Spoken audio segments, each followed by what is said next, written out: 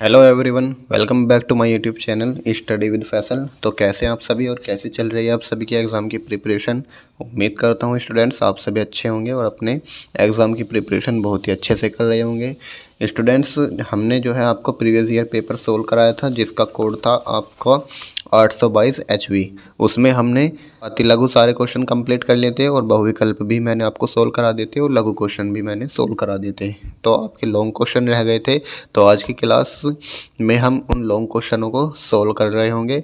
तो जो भी चैनल पर नए हो या पहली बार विजिट कर रहे हैं चैनल को, तो पहले तो चैनल को सब्सक्राइब कर लें और बेल आइकन को प्रेस कर लें। तो आइए वीडियो को स्टार्ट करते हैं बिना किसी देरी के साथ। तो स्टूडेंट्स, आप सभी जानते हैं आपके 3 लॉन्ग क्वेश्चन पूछे जाते हैं 6-6 नंबर के, जिसमें से आपको पहला जो 23वां क्वेश्चन होगा इसमें 2 लॉन्ग में से एक करना होगा। इसी टाइप में फिर 24वें में 2 लॉन्ग में से एक करना होगा और 25वें क्वेश्चन में भी 2 लॉन्ग में से एक करना होगा। तो मैं जो हूँ आपको 6 के 6 लॉन्ग क्वेश्चनों का सॉल्यूशन कराऊंगा। हो सकता है कोई बच्चा पहला लॉन्ग क्वेश्चन करे दूसरा छोड़ दे, और हो सकता है कोई बच्चा दूसरा लॉन्ग करे पहला छोड़ दे। तो सभी बच्चों के लिए हित में देखते हुए मैं आपको सभी 6 के 6 क्वेश्चनों का सॉल्यूशन कराऊंगा। तो चलिए वीडियो को स्टार्ट करते हैं पहले क्वेश्चन के साथ। तो आपका एक लॉन्ग क्वेश्चन पूछा गया है इसमें 23 में, 2 वर्गों के क्षेत्रफलों का योगफल 157 मीटर स्क्वायर है। यदि इनके परिमापों का योगफल 68 मीटर हो तो दोनों वर्गों की भुजाएं ज्ञात कीजिए। ठीक है, तो आइए इसको सॉल्यूशन करते हैं। देखिए स्टूडेंट्स, सवाल के अनुसार 2 वर्ग हैं। ठीक है, तो मान लेते हैं दोनों वर्गों की भुजाएं अलग अलग होंगी। भाई वर्ग है तो वर्ग की एक भुजा कोई भी मान लीजिए। तो क्वेश्चन नंबर 23 का सॉल्यूशन करेंगे। माना पहले वर्ग की भुजा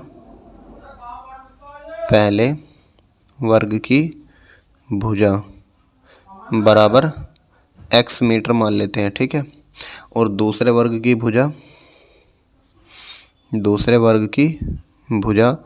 बराबर हम मान लेते हैं y मीटर। अब क्वेश्चन ने बोला है दोनों जो वर्ग हैं उनके क्षेत्रफलों का योगफल 157 मीटर स्क्वायर है। तो दोनों वर्ग हैं हमारे पास, एक की भुजा है x, दूसरे की है y। तो पहले वाले का अगर मैं क्षेत्रफल निकलवाऊँ आपसे तो कितना बोलोगे सर? x का वर्ग कर देंगे तो भुजा की घात 2 होती है वर्ग का क्षेत्रफल, और इसी प्रकार इस वर्ग का क्षेत्रफल कितना जाएगा? y स्क्वायर, और दोनों को हमें योग करके कितना दिया है? 157। तो इधर लिखेंगे 157। तो ये इक्वेशन नंबर 1 हो गई। और उसने बोला यदि इनके परिमापों का योगफल, परिमाप क्या होता है कि भुजा 4 गुना भुजा कर देंगे परिमाप को। तो पहले का परिमाप कितना हो जाएगा? 4x, और दूसरे का परिमाप कितना हो जाएगा? 4y। तो इसने बोला परिमापों का योगफल 68 मीटर है। तो यहाँ पर आ जाएगा 68। यहाँ से 4 कॉमन लेके काट सकते हैं। तो 4 एकम 4, 4 एकम 4, 4 एकम नहीं, 4 से नहीं कट रहा तो 2 से काट लीजिए। ठीक है, 2 दूनी 4 और 2 तिया 6, 2 चौके 8, कट जाएगा 4 से आराम से। 2 एकम 2, 2 एकम 2, 17 चौका 68। ठीक है, कट जाएगा 4 से। तो इधर बचेगा x, इधर बचेगा y और बचेगा इधर 17। ये इक्वेशन नंबर 2 आ गई आपकी। ठीक है, अब ये इक्वेशन फर्स्ट है आपके सामने, x square plus y square is equal to 157, और सेकंड इक्वेशन है x plus y is equal to 17। तो इन दोनों इक्वेशन को हमें हल करना होगा। तो किसी एक से हम प्रतिस्थापन विधि लगाएंगे, x का मान निकाल करके हम फर्स्ट में रख देंगे। तो यहाँ से x बराबर कितना जाएगा? 17 माइनस वाई। तो यह मान समीकरण 1 में रखने पर, तो x का मान समीकरण 1 में रखने पर तो रखेंगे यहाँ पर x की जगह, तो 17 माइनस वाई आ जाएगा और whole square plus y square और बराबर में आ जाएगा 157। ठीक है, यहाँ से a माइनस बी का होल स्क्वायर ओपन करेंगे तो 17 का वर्ग हो जाएगा 289, और प्लस b का स्क्वायर यानी वाई स्क्वायर, और माइनस के 2a भी करेंगे तो माइनस के 17 दूनी 34 वाई आ जाएगा, प्लस के वाई स्क्वायर बराबर 157 मीटर। ये वाई स्क्वायर और वाई स्क्वायर 2y स्क्वायर हो जाएंगे, और माइनस के 34 वाई एज इट इज, और 289 और 157 को इधर ला करके घटाएंगे तो 9 में से 7 जाएंगे 2, और 8 में से 5 जाएंगे 3, और 2 में से 1 जाएगा 1। तो प्लस के 132 बचेंगे इधर बराबर में 0। ये 2 से कट जाएंगे सब, तो 2 से काटेंगे वाई स्क्वायर बचेगा, 17 बार बचेगा ये, और 2 छिक्का 12, 2 छिक्का 12। ठीक है, अब इधर ये द्विघात समीकरण बन गई आपकी, तो इसको सोल्व करेंगे। 66 के ऐसे फैक्टर करें ताकि योगफल मेरा 17 आ जाए। तो 11 छिक्का 66 और 11 और 6 17 हो जाएंगे। तो y² माइनस के 11y माइनस के 6y प्लस के 66 बराबर 0।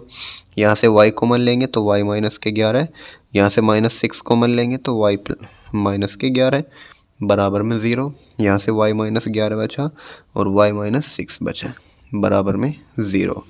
अब y के दो मान आएंगे, एक तो 11 और एक 6। ठीक है, अब y के दो मान आए हैं तो सबसे पहले y का मान अगर मैं 11 लेता हूँ तो x का मान कितना होगा, ध्यान से देखिए। यदि y बराबर 11 तो x बराबर, तो यहाँ पर ध्यान से देखिए x बराबर था 17 माइनस y। तो अगर मैं y की वैल्यू 11 रखता हूँ तो x का मान कितना आ जाएगा, 17 माइनस 11 करेंगे तो 6 आ जाएगा, नहीं आ जाएगा, बिल्कुल आ जाएगा। और यदि y बराबर हम 6 लेते हैं तो x बराबर कितना आ जाएगा, फिर 17 में से 6 घटाएंगे तो आ जाएगा 11, यानी x का मान 11 है। तो ये इसके दो आंसर बनेंगे। ठीक है, तो सवाल ने बोला था दोनों वर्गों की भुजाएं ज्ञात कीजिए, तो लिखेंगे अतः दोनों वर्गों की भुजाएं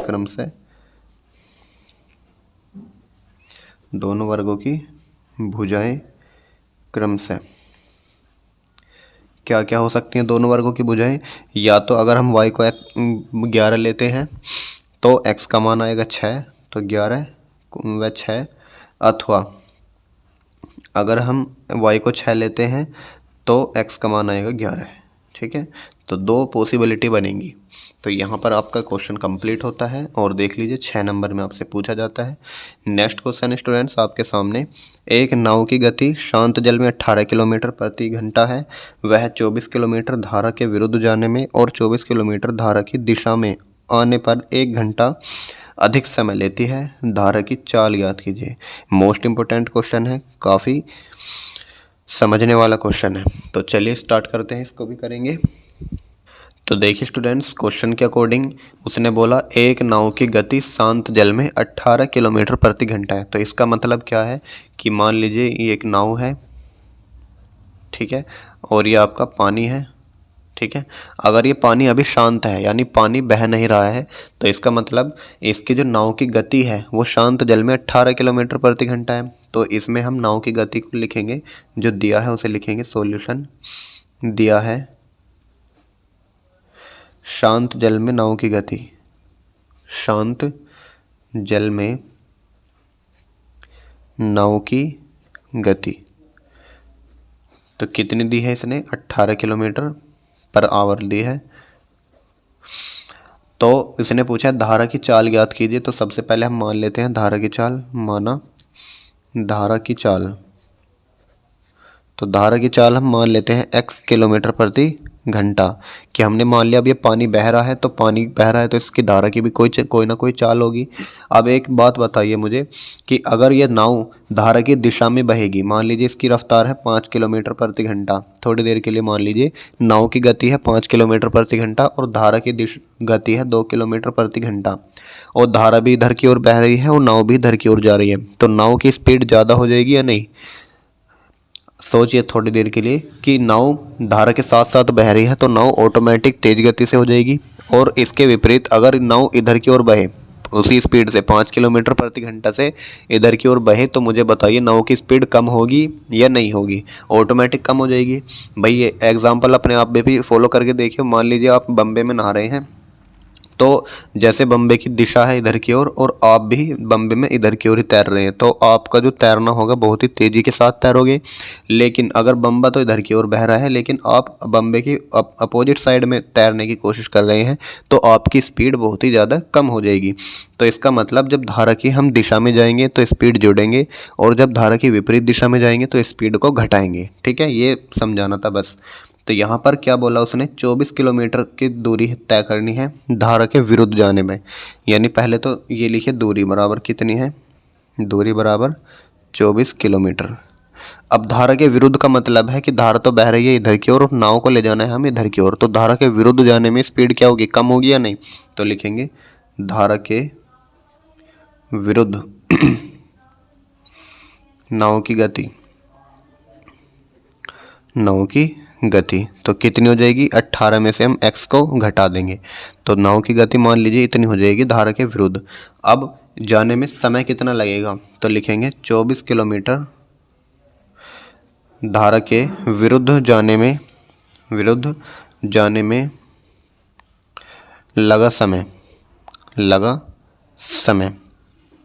तो धारा के विरुद्ध जाना है और 24 किलोमीटर जाना है तो समय कितना लगेगा, आप सभी जानते हैं, एक फॉर्मूला याद होगा, चाल बराबर दूरी बटे समय।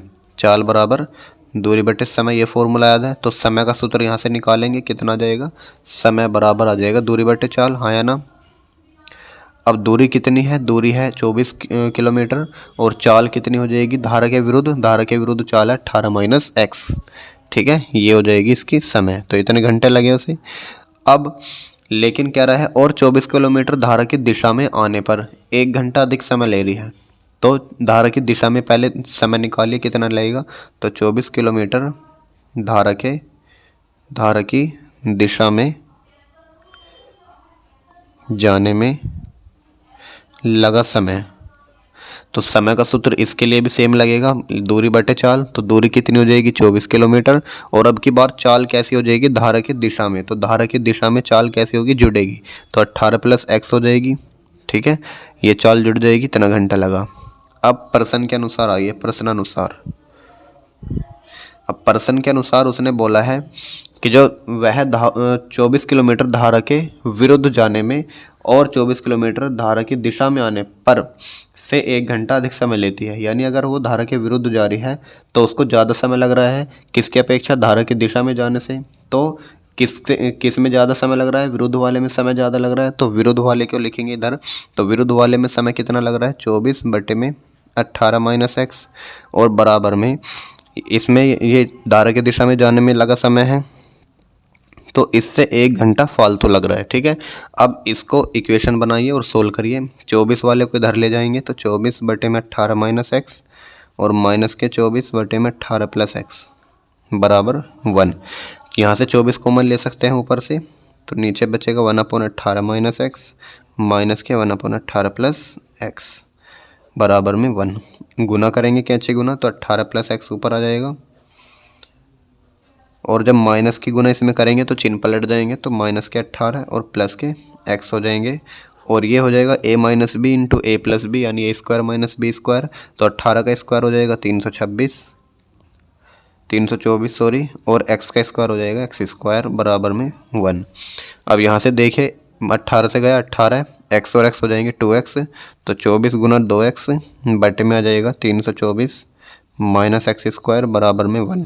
तो 24 दूनी 48 एक्स हो जाएंगे और 324 माइनस एक्स स्क्वायर की गुना 1 में करेंगे तो यही आ जाएगा। यहाँ से एक्स स्क्वायर को इधर ले जाएंगे और प्लस के 48 एक्स है ही, और इस 324 को भी इधर ले आएंगे, बराबर में आ जाएगा 0। अब इस 324 के हमें ऐसे फैक्टर करने हैं ताकि हमारा योगफल 48 आए। तो 18 इंटू 18 होता है 324। तो और देखिए कौन सा हो जाएगा भाई, 18 गुना 18 324 होता है। तो 18 में इसको तोड़िए 3 और 9 में, तो 18 या 54 में से 9 जाएंगे तब भी नहीं आएगा। और क्या कर सकते हैं हम यहाँ पर, 36 18 होता है ना, तो 18 या 54 में से जब 6 जाएंगे तो 48 बच जाएंगे। तो यानी एक तो 54 बन जाएगा फैक्टर और एक 6 बन जाएगा। ठीक है, 54 की जब 6 में गुना करेंगे तो भी 324 आएगा और इनको घटाएंगे तो भी हमारा 48 आ जाएगा। तो एक्स स्क्वायर प्लस के 54x और माइनस के 6x माइनस के 324 बराबर में 0। यहाँ से x कॉमन लेंगे तो x प्लस के 54 आ जाएगा और माइनस के 6 कॉमन लेंगे तो x प्लस के 54 आ जाएगा बराबर में 0। यहाँ से इसको लिखेंगे x प्लस के 54 और x माइनस के 6 बराबर 0। तो x के यहाँ पर 2 मान आएंगे। x के कौन कौन से मान आए, एक तो -54 आया और एक प्लस के 6 आया। अब x किसको हमने माना था x का मतलब था कि धारा की चाल, तो चाल कभी भी निगेटिव नहीं होती है, तो इसका मतलब हम -54 को नहीं लेंगे। तो ठीक है, x का मान क्या लेंगे, 6। तो x का मतलब 6 हो जाएगा। अतः धारा की चाल कितनी हो जाएगी, अतः धारा की चाल बराबर आ जाएगी 6 किलोमीटर प्रति घंटा। ये इस क्वेश्चन का सॉल्यूशन हो जाएगा। देख सकते हैं कितना इम्पोर्टेंट क्वेश्चन है और काफ़ी डिफ़िकल्ट भी है। थोड़ा अगर समझने की कोशिश करेंगे तो कुछ डिफ़िकल्ट नहीं है, बहुत आसान हो जाएगा आपके लिए। तो यहाँ पर हमारा अथवा वाला प्रश्न भी हल होता है। इसके नेक्स्ट क्वेश्चन हो जाएगा क्वेश्चन नंबर 24 की ओर आगे बढ़ेंगे। यहाँ पर 24 क्वेश्चन है। इसमें एक पेडिस्टल के शिखर पर 1.6 मीटर ऊंची मूर्ति लगी है। भूमि के एक बिंदु से मूर्ति के शिखर का उन्नयन कोण 60 डिग्री है और उसी बिंदु से पेडिस्टल के शिखर का उन्नयन कोण 45 डिग्री है। पेडिस्टल की ऊंचाई ज्ञात कीजिए। ये सेम क्वेश्चन मैंने आपको प्रैक्टिस सेट में कराया है। तो जिन बच्चों ने प्रैक्टिस सेट अच्छे से करा होगा वो तो इस क्वेश्चन को अच्छे से कर देंगे। तो देखिए इस क्वेश्चन को कैसे सोल्व करेंगे। देखिए स्टूडेंट्स, क्वेश्चन के अकॉर्डिंग उसने बोला एक पेडिस्टल के शिखर पर 1.6 मीटर ऊंची मूर्ति लगी है। तो सबसे पहले पेडिस्टल समझिए क्या होता है। पेडिस्टल मान सकते हैं कोई एक मीनार है, ठीक है। तो मीनार है एक, ठीक है, और उसके शिखर पर 1.6 मीटर ऊंची मूर्ति लगी है। मान लीजिए यहाँ से यहाँ तक की जो ये एक मूर्ति लगी है 1.6 मीटर की ऊँची, ये इसकी शिखर पर 1.6 मीटर ऊंची मूर्ति लगी है। तो भूमि के एक बिंदु से मूर्ति के शिखर का उन्नयन कोण, मान लीजिए भूमि ये है इसकी भूमि, और भूमि के एक बिंदु से मूर्ति के शिखर का, तो मूर्ति का शिखर यहाँ पर है, तो मूर्ति के शिखर का उन्नयन कोण कितने हैं। उन्नयन हमेशा नीचे से देखने पर बनता है कोण, तो 60 डिग्री है। और उसी बिंदु से, किस बिंदु से, इसी बिंदु से पेडिस्टल के शिखर का उन्नयन कोण, तो पेडिस्टल का शिखर हो जाएगा यहाँ पर, ठीक है। तो पेडिस्टल का शिखर का उन्नयन कोण यहाँ पर आ जाएगा 45 डिग्री, ठीक है। ये वाला एंगल है 45 डिग्री। तो पेडिस्टल की ऊंचाई ज्ञात करनी है। मान लीजिए पेडिस्टल की ऊंचाई h है, तो हमें h का मान निकालना है। और मान लीजिए इस बिंदु की पेडिस्टल्स के आधार से जो दूरी है वो x है, तो यहाँ से यहाँ तक की दूरी को हम x मान लेते हैं और इन बिंदुओं को नाम देते हैं A, B, C और D। अब सबसे पहले जो भी चित्र में आपने लिखा है उसको यहाँ पर लिखेंगे। माना CD एक पेडिस्टल है जिसकी ऊंचाई ज्ञात करनी है, जिसकी ऊंचाई h ज्ञात करनी है, h ज्ञात करनी है। माना पेडिस्टल से x मीटर दूर एक बिंदु A है, एक बिंदु A है, ठीक है। यहाँ तक इसमें लिख दिया। अब इसके बाद जो समकोण त्रिभुज बनेंगे उनको लेंगे। समकोण त्रिभुज इसमें कौन कौन से बनने हैं एक ध्यान से देखेंगे। एक तो ABCD बनना है, बड़े वाला समकोण त्रिभुज। एक बनेगा ACD, एक समकोण त्रिभुज ये बनेगा, ठीक है। तो सबसे पहले लिखेंगे समकोण त्रिभुज ABD में। तो समकोण त्रिभुज ABD में क्या लगाएंगे, tan थीटा। और tan थीटा क्या होता है, लंब बटे आधार, हाँ है ना। तो लंब बटे आधार होता है। लंब की वैल्यू कितनी है भाई, टोटल यहाँ से यहाँ तक का लंब हो जाएगा। इसमें जब हम ABD लेंगे तो यहाँ से यहाँ तक की जो दूरी हो जाएगी टोटल कितनी हो जाएगी, यहाँ से यहाँ तक की तो h है और ऊपर तक 1.6 है। तो टोटल मिला करके हम h प्लस 1.6 नहीं लिख सकते क्या, बिल्कुल लिख सकते हैं। तो यहाँ से यहाँ तक की ऊंचाई हो जाएगी h प्लस 1.6 और बटे में आधार कितना है x। तो tan थीटा, और थीटा कितना है ABD में, तो ABD के लिए थीटा है हमारा 60 डिग्री, तो यहाँ पर लिखेंगे 60 डिग्री। और tan 60 का मान तो आप जानते ही होंगे कितना, √3 बराबर में आ जाएगा h प्लस 1.6 अपॉन में x। तो x की मल्टीप्लाई इधर करेंगे, x √3 बराबर में h प्लस में 1.6। तो h का मान कितना आ गया यहाँ से, x √3 और माइनस के 1.6। इसको हम इक्वेशन नंबर 1 नाम दे देंगे। अब दूसरे वाले समकोण त्रिभुज में लेंगे, समकोण त्रिभुज ACD में। तो समकोण त्रिभुज ACD में क्या होगा, tan थीटा बराबर, ये भी लंब बटे आधार ही होता है। तो लंब कितना आ जाएगा, इसके लिए लंब हो जाएगा h और आधार कितना हो जाएगा x, और थीटा कितना हो जाएगा 45 डिग्री। और tan 45 की वैल्यू होती है 1 बराबर में h बटे x। तो x का मान कितना आ जाएगा h। x का मान उठा करके समीकरण 1 में रख देंगे। यह है मान समीकरण 1 में रखने पर तो जब x का मान h रख देंगे यहाँ पर तो कितना आ जाएगा, h बराबर x की वैल्यू h हो जाएगी और √3 माइनस के 1.6। इस h को यहाँ से कॉमन ले लेंगे या h को इधर ट्रांसफ़र कर देंगे तो h माइनस के h√3 आ जाएगा और बराबर में माइनस के 1.6। यहाँ से h कॉमन ले लेंगे तो कितना आ जाएगा, 1 माइनस के √3 और बराबर में माइनस के 1.6। यहाँ से h का मान कितना आ जाएगा, माइनस के 1.6 बटे 1 माइनस √3। अब नीचे अंडर रूट हटाने के लिए ऊपर कॉन्जुगेट से गुना कर देंगे। तो इधर देखेंगे ध्यान से तो h बराबर आ जाएगा माइनस के 1.6 अपॉन में 1 माइनस √3। इसका कॉन्जुगेट हो जाएगा 1 प्लस √3 और बटे में 1 प्लस √3। तो ऊपर कितनी हो जाएगी, माइनस के 1.6 और इंटू में 1 प्लस √3 और यहाँ ये हो जाएगा a minus b into a plus b यानी a² माइनस बी स्क्वायर का फॉर्मूला। तो 1 का स्क्वायर तो 1 ही आ जाएगा और माइनस √3 का स्क्वायर 3 आ जाएगा। तो माइनस के 1.6 इंटू 1 प्लस √3 का मान हो जाएगा 1.732 और 1 के स्क्वायर माइनस 1 माइनस 3 का मतलब हो जाएगा माइनस के 2। तो माइनस से माइनस ख़त्म और 2 से 16 कितनी बार गया, 0.8 बार। तो इसको ऐड करेंगे तो 2.732 आ जाएगा। इन दोनों की गुना करेंगे तो 8 दूनी 16, 8 × 24 और 1 25 हासिल 2, 8 × 7 56, 2 58 हासिल 5, 8 दूनी 16, 5 21, 0.3 और एक 4 दशमलव बाद लगेगा यानी कि यहाँ पर। तो h का मान आ जाएगा 2.1856 मीटर। ठीक है, तो इसकी ये ऊंचाई हो जाएगी पेडिस्टल की। हमसे क्वेश्चन ने यही पूछा था। तो ये आपका क्वेश्चन का सॉल्यूशन होता है। देख सकते हैं कितना आसान क्वेश्चन था। नेक्स्ट क्वेश्चन इसके सामने अथवा वाला क्वेश्चन कि एक 80 मीटर चौड़ी सड़क के दोनों ओर आमने सामने समान ऊंचाई वाले 2 खंभे लगे हुए हैं। इन दोनों खंभों के बीच सड़क के एक बिंदु से खंभों के शिखर के उन्नयन कोण क्रमशः 60 डिग्री और 30 डिग्री है। खंभों की ऊंचाई और खंभों से बिंदु की दूरी ज्ञात कीजिए। तो ये भी इसी चैप्टर का क्वेश्चन है, या तो इसे करना है या इसे करना है। तो चलिए इस क्वेश्चन का भी सॉल्यूशन देख लेते हैं कैसे होगा।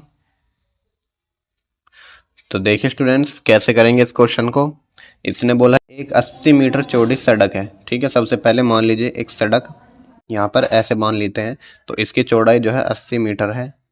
ठीक है, सड़क की ऊंचाई चौड़ाई जो है 80 मीटर है और इसके दोनों ओर सड़क के दोनों ओर आमने सामने समान ऊंचाई वाले 2 खंबे लगे हुए हैं।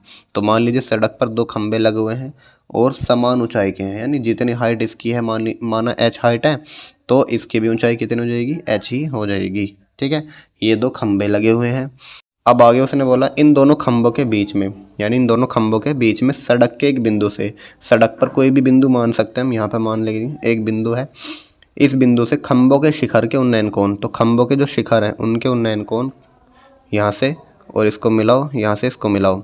तो इनके जो उन्नयन कोण है क्रम से 60 डिग्री, एक पर 60 डिग्री है तो दूसरे पर 30 डिग्री है। ठीक है, ये है। तो खंभों की ऊंचाई बताओ और खंभों से बिंदु की दूरी बतानी है। यानी मान लीजिए यहाँ से यहाँ तक की दूरी x है। ठीक है, यहाँ से यहाँ तक की दूरी x है। तो मुझे बताइए यहाँ से यहाँ तक की दूरी कितनी होगी। तो टोटल डिस्टेंस है 80 और ये दूरी x है। तो 80 में से अगर x को घटा देंगे तो ये डिस्टेंस बचेगा 80 माइनस x। ठीक है, ये डिस्टेंस कितना हो जाएगा, 80 माइनस x। तो हमें एक तो h का मान बताना है और इन दोनों डिस्टेंसों की वैल्यू बतानी है। तो लिखेंगे माना सड़क की चौड़ाई, माना सड़क की चौड़ाई जो सड़क है, मान लीजिए एक बिंदु A माना, ये B माना, ये C और ये D और ये E है। ठीक है, तो माना सड़क की चौड़ाई AB बराबर 80 मीटर, माना खंबे की ऊंचाई, माना खंभों की ऊंचाई बराबर h, ये हमने मान लिया। और खंभों से जो बिंदुओं की दूरी है, पहले खंबे से बिंदु की दूरी, खंबे से बिंदु की दूरी बराबर x और दूसरे खंबे से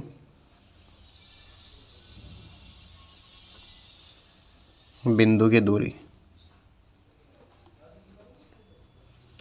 ये हो जाएगी 80 माइनस x। ठीक है, जो जो हमने चित्र में बनाया है वही हमने यहाँ पर लिख दिया। अब समकोण त्रिभुज कौन कौन से बन रहे हैं इसमें, एक तो बन रहा है ECB और एक बन रहा है EDA। तो कोई सा भी हम ले सकते हैं। सबसे पहले लिखेंगे समकोण त्रिभुज ए, यहाँ से लिखेंगे ए डी ई में, ए डी ई में, तो त्रिभुज लिखेंगे ए डी ई में tan थीटा, और tan थीटा क्या होता है, लंब बटे आधार। ठीक है, तो लंब बटे आधार का फॉर्मूला लगाओ। लंब कितना है इसमें, h है, और आधार कितना है इसमें, x है, और tan थीटा कितना है यहाँ पर 60 डिग्री, और tan 60 का मान हो जाएगा √3 और h बटे आ जाएगा x, तो h का मान कितना जाएगा, x√3, समीकरण नंबर 1। अब दूसरे त्रिभुज में देखेंगे, समकोण त्रिभुज, समकोण त्रिभुज बी सी ई में, बी सी ई में, तो इसमें कितना हो जाएगा, tan थीटा बराबर लंब बटे आधार, और लंब कितना हो जाएगा इसके लिए, लंब हो जाएगा इसके लिए भी h, और आधार कितना हो जाएगा 80 - x, और tan थीटा, थीटा कितना हो जाएगा इसमें, √30 डिग्री, और tan 30 डिग्री का मान कितना होता है, 1/√3, यह हो जाएगा h बटे 80 - x, तो h का मान कितना आ जाएगा इधर से, 80 - x बटे में √3, ये भी h का मान है, ये भी h का मान है, तो हम दोनों को बराबर रख देंगे, तो इधर से कितने क्या आ जाएगा हमारे पास कि h का मान ये x√3 है, और ये h का मान है 80 - x बटे में √3। तो इसको सोल्व करके x का मान निकाल लीजिए पहले, √3 की इसमें गुना करेंगे तो 3 हो जाएगा, 3x बचेगा, और 80 - x, इस x को इधर लेकर आएंगे तो 4x बचा, और 80 हो गया, x का मान कितना आ जाएगा, 20। ठीक है, तो x का मान तो 20 आ गया। अब x का मान समीकरण 1 या 2 में किसी में भी रख दो, हमें h का मान निकालना है, तो x का मान समीकरण 1 में रख लो, x का मान समीकरण 1 में रखने पर, तो जब समीकरण 1 में रखेंगे x का मान 20 है, तो h का मान कितना आ जाएगा, 20√3, या 20√3 की वैल्यू रख दीजिए 1.732, और जब 20 की गुना करेंगे 0, 2 दूनी 4, 2 तिया 6, 17 दूनी 34, तो पॉइंट लगेगा 3 अंकों बाद, यानी यहाँ पर, तो 34.64 मीटर आ जाएगा h का मान। तो अतः खंभे की ऊंचाई, खंभे की ऊंचाई, दोनों की ऊंचाई सेम है, तो आ जाएगी 34.64 मीटर, और पहले खंभे से बिंदु के बीच की दूरी, बिंदु की दूरी, तो जो पहले खंभे से बिंदु की दूरी मानी थी हमने, x मानी थी, तो x का मान कितना आया है, 20, तो लिख देंगे इधर 20, और दूसरे खंभे से बिंदु की दूरी, तो दूसरे खंभे से जो बिंदु की दूरी है वो है 80 - x, यहाँ पर x का मान रखेंगे 20, तो 80 - 20 हो जाएगा, तो कितना आ जाएगा, 60 मीटर। ठीक है, ये इस क्वेश्चन का, सॉरी ये मीटर आ जाएगा, ये इस क्वेश्चन का आंसर हो जाएगा। ठीक है, तो यहाँ पर ये 6 नंबर का आपका क्वेश्चन कंप्लीट होता है। इसके बाद क्वेश्चन नंबर 25 की ओर बढ़ेंगे, इसमें भी 2 क्वेश्चन हैं। पहला क्वेश्चन है, एक जूस बेचने वाला अपने ग्राहकों को दी गई आकृति में, यानी जो एक आकृति है इस टाइप की है, दर्शाए गए गिलासों से जूस देता है। तो ये कोई गिलास की आकृति है जिसमें बेलनाकार गिलास का आंतरिक व्यास 5 सेंटीमीटर है, ये यहाँ से यहाँ तक का जो व्यास है, टोटल व्यास 5 सेंटीमीटर दिया है, परंतु गिलास के निचले जो आधार तले में एक उभरा हुआ अर्धगोला है, तो आधार में जो एक उभरा हुआ अर्धगोला है, इससे क्या होगा, जूस कम आएगा। तो उसने बोला जिससे गिलासों की धारिता कम हो जाती है, इसका मतलब जूस कम आ रहा है इसमें। यदि गिलास की ऊंचाई 10 सेंटीमीटर हो, यानी यहाँ से लेकर यहाँ तक की ऊंचाई कितनी हो, 10 सेंटीमीटर, तो गिलास की आभासी धारिता एवं वास्तविक धारिता, यानी आभासी का मतलब जो वो अपने कस्टमर को जूस दे रहा है, कितना जूस आ रहा है टोटल, तो हमें बताना है आभासी। लेकिन वास्तव में कितना आना चाहिए था अगर ये अर्धगोला ना होता, यानी अगर ये पूरा एक बेलन होता, तो वास्तविक धारिता हमें बतानी है, दोनों ही बतानी है, और पाई का मान लेना है 3.14। बहुत आसान है, ध्यान से देखेंगे, एक स्टेप बाय स्टेप करेंगे सवाल को। चलिए, तो देखिए स्टूडेंट्स कैसे करेंगे इस क्वेश्चन को। सबसे पहले जो चित्र दिया है उसने ये बनाइए। ठीक है, यहाँ पर साइड में चित्र बना लेंगे।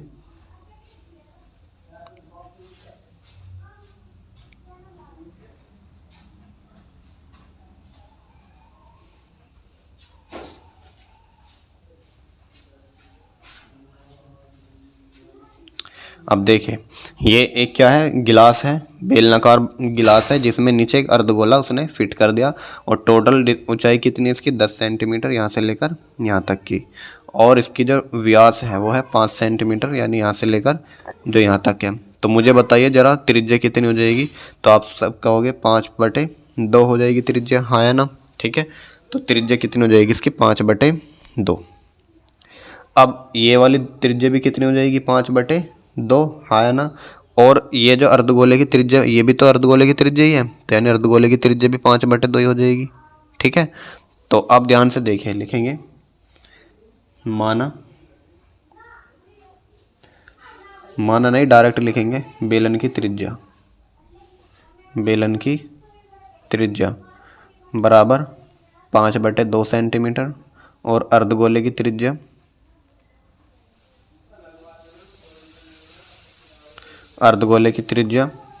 तो कितनी हो जाएगी इसमें 5/2। ये भी 5/2 है, ये भी 5/2, तो इसको भी और ले लेंगे, इसको भी और ले लेंगे।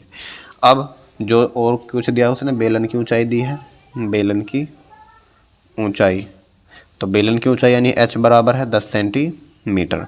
अब उसने हमसे दो चीज़ निकलवाई है। पहला उसने बोला है कि गिलास की आभासी धारिता बताओ और वास्तविक धारिता बताओ।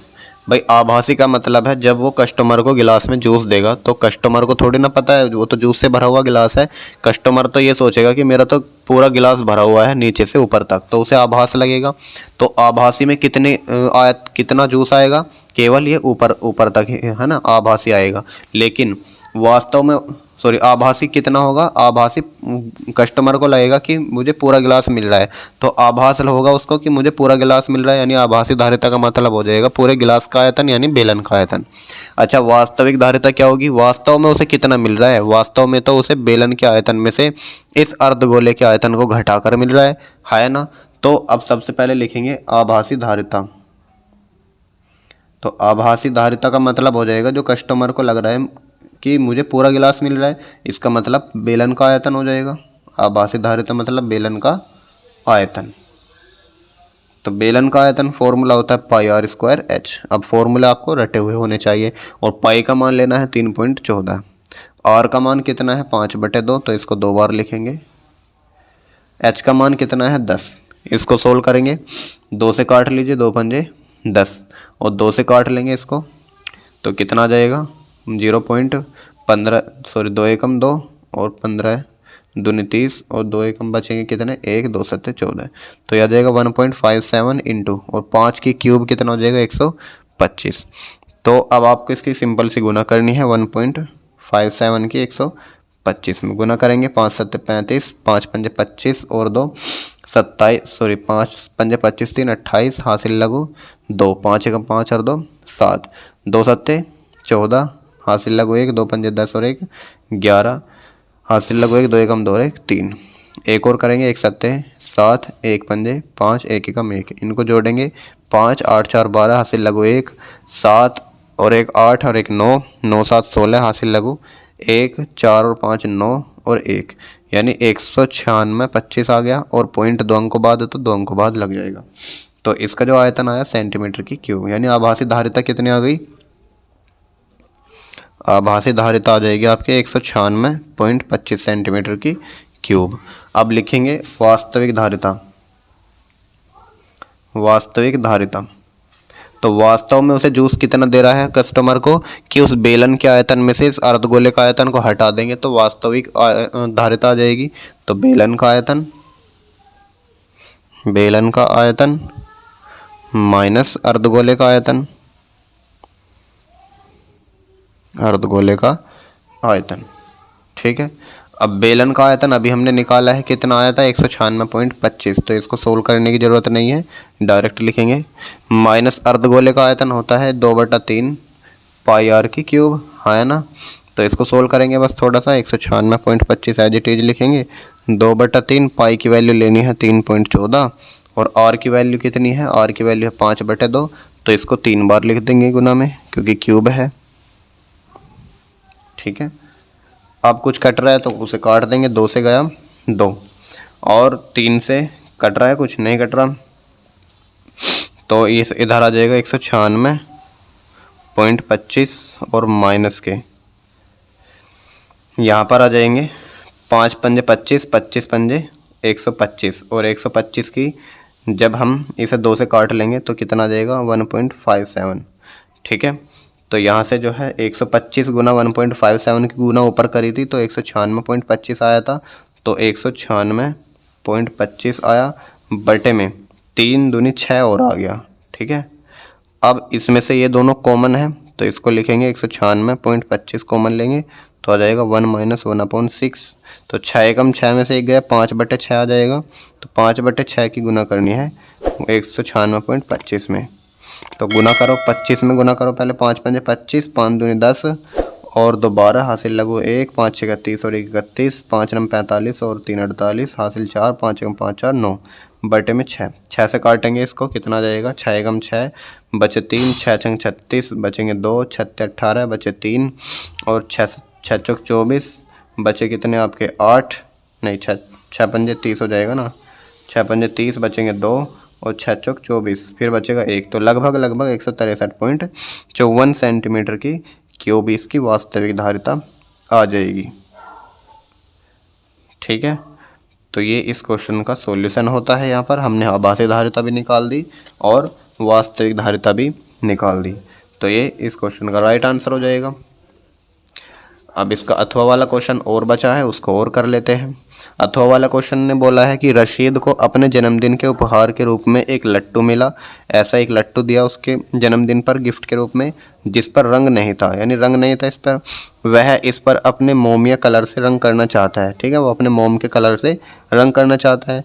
यह लट्टू एक शंकु के आकार का है, बिल्कुल शंकु के आकार का है, जिसके ऊपर एक अर्धगोला है, बिल्कुल है अर्धगोला। लट्टू की पूरी ऊंचाई तो 5 सेंटीमीटर है, ये रही 5 सेंटीमीटर, और इसका व्यास 3.5 सेंटीमीटर है, यानी व्यास यहाँ से यहाँ तक पूरा 3.5 सेंटीमीटर है, जैसा कि चित्र में दिखाया गया है। ठीक है, अच्छी बात है कि अगर आपको चित्र बना बनाया मिल गया, लेकिन कभी कभी क्वेश्चन में चित्र बना बनाया नहीं मिलता, तो हमें खुद भी चित्र बनाना आना चाहिए। उसने बोला रसीद द्वारा रंग किया जाने वाला क्षेत्रफल, तो रसीद द्वारा रंग किया जाने वाला क्षेत्रफल, तो रंग करने का मतलब होता है इसका वक्र पृष्ठ पूछा है, तो वक्र पृष्ठ किस किस का, एक तो अर्धगोले का वक्र पृष्ठ और एक शंकु का वक्र पृष्ठ लेंगे। ठीक है, तो इसमें रंग किया जाने वाला क्षेत्रफल आ जाएगा। तो करेंगे इस क्वेश्चन को भी। स्टूडेंट्स कैसे करेंगे इस सवाल को, सबसे पहले जो चित्र दिया है उसने ये बनाइए। नीचे एक शंकु है और ऊपर इसके एक अर्धगोला है। ठीक है, ये इस प्रकार का लट्टू है जिसकी टोटल ऊंचाई कितनी है, यहाँ से यहाँ तक की 5 सेंटीमीटर है, और इसका जो व्यास है वो 3.5 सेंटीमीटर है, यहाँ से यहाँ तक। तो इसकी त्रिज्या कितनी हो जाएगी, त्रिज्या हो जाएगी 3.5/2 सेंटीमीटर, हाँ है ना। तो सबसे पहले लिखेंगे शंकु की त्रिज्या बराबर, शंकु की त्रिज्या कितनी हो जाएगी 3.5/2 सेंटीमीटर, और अर्धगोले की त्रिज्या भी कितनी हो जाएगी, सेम ही हो जाएगी। अर्धगोले की त्रिज्या दोनों की सेम हो जाएगी, तो 3.5/2 सेंटीमीटर, ये भी आर ये आर। तो ये अगर ये 3.5 सेंटीमीटर है यहाँ से यहाँ तक, तो अर्धगोले की त्रिज्या भी 3.5 सेंटीमीटर हो जाएगी, तो ये 3.5 हो जाएगी यहाँ से यहाँ तक।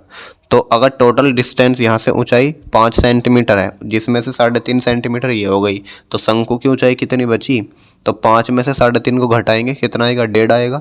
तो शंकु की जो ऊंचाई आएगी वो आ जाएगी 1.5 सेंटीमीटर। तो शंकु की ऊंचाई का मतलब हो जाएगा h, तो 5 में से अगर हम 3.5 को घटाएंगे तो कितना आ जाएगा 1.5 सेंटीमीटर आ जाएगा h का मान। ठीक है, अब शंकु की h भी पता लग गई हमें, r भी पता लग गया, लेकिन l नहीं पता। l किस लिए चाहिए हमें, वक्र पृष्ठ निकालने के लिए l चाहिएगा, तो l और निकाल लेते हैं। l का फॉर्मूला क्या होता है, √r का स्क्वायर प्लस h का स्क्वायर। तो r कितना है मेरा 3.5/2, तो इसका स्क्वायर हो जाएगा, प्लस h कितना है 1.5। तो यहाँ पे देखेंगे इसका अंडर रूट लेंगे, 1.5 का स्क्वायर है सॉरी यहाँ पर। ठीक है, एक सेकंड स्टूडेंट्स, थोड़ा सा यहाँ पर हमने मिस्टेक कर दिया जल्दबाजी में। यहाँ पर जो रेडियस है 3.5/2 सेंटीमीटर है रेडियस, तो ये भी तो 3.5/2 हो जाएगी, ठीक है। यानी ये वाली रेडियस भी और ये वाली रेडियस बराबर हो जाएंगी। तो 5 में से 3.5/2 को घटाना है, ठीक है।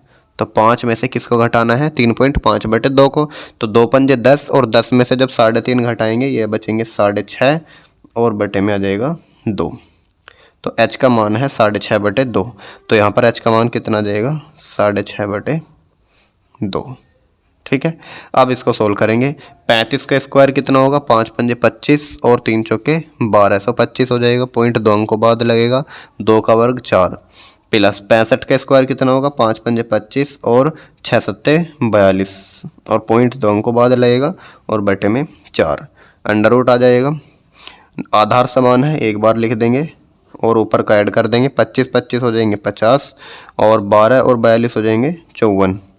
तो यहाँ से 2 से काट लेंगे या 4 को बाहर भेज दीजिए, 1/2 में आ जाएगा। और अंडर रूट बचा 54.50 को हम क्या लिखेंगे? इसको पॉइंट हटा के 100 लिख देंगे, ठीक है। अब 1 0 से गई 1 0 और 2 से गया 5 बार, 5 दूनी 10 और 5 एकम 5 और 5 निम 45, 109 आ जाएगा। तो लगभग कितना आ जाएगा? 1/2 और 109/2। इसको जब मैं पूरा काटूंगा तो कितना आ जाएगा? ये आ जाएगा आपका 2 पंजे 10 और 2 चौके 8, 2 पंजे 10 यानी 54.5 किसका वर्ग होगा भाई? 7 का वर्ग कितना होता है? 49 और 8 का वर्ग कितना होता है? 64। तो ये जो 54.5 है 49 और 64 के मिडल में पड़ रहा है, तो हम इसको 7 पॉइंट कितना ले लेंगे? 7.2 ले लेंगे, ठीक है। तो 1/2 इंटू 7.2 आ जाएगा। और 2 से जब इसके काटेंगे तो कितना आ जाएगा? 2 3 6 और 2 6 का 12। तो लगभग 3.6 सेंटीमीटर आ जाएगा। क्या है ये? एल आया है, ठीक है। ये किसका मान आया है? ऊपर से एल का मान आया है।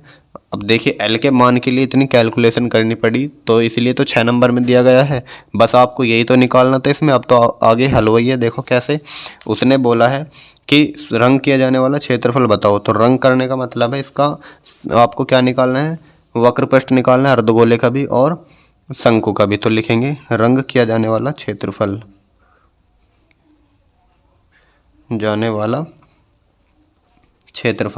तो रंग किया जाने वाला क्षेत्रफल इसमें शंकु का वक्रपृष्ठ प्लस अर्धगोले का वक्रपृष्ठ, शंकु का वक्रपृष्ठ प्लस अर्धगोले का वक्रपृष्ठ,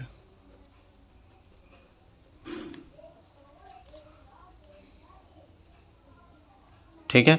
तो शंकु का वक्रपृष्ठ का फॉर्मूला होता है πr/l और अर्धगोले का वक्रपृष्ठ होता है इसमें 2πr², ठीक है।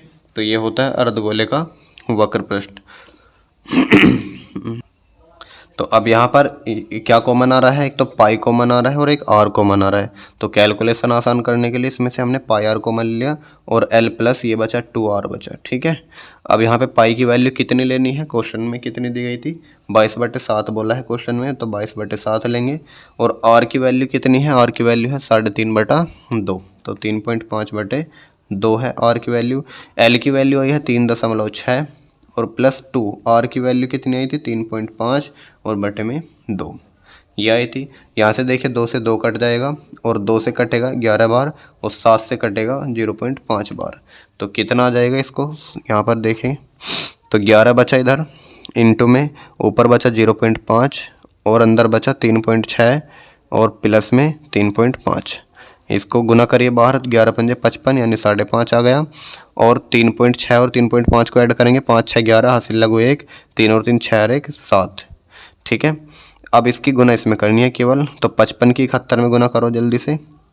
5 एकम 5, 5 7 35 और 5 एकम 5, 5 7 35। तो 5 5 5 10 हासिल लगो 1, 4 5 9 और 3 यानी 3905 आ गया और पॉइंट लगेगा 2 अंकों बाद। तो 39.05 इसका राइट आंसर हो जाएगा और सेंटीमीटर स्क्वायर। तो ये आपका इसका सॉल्यूशन होता है।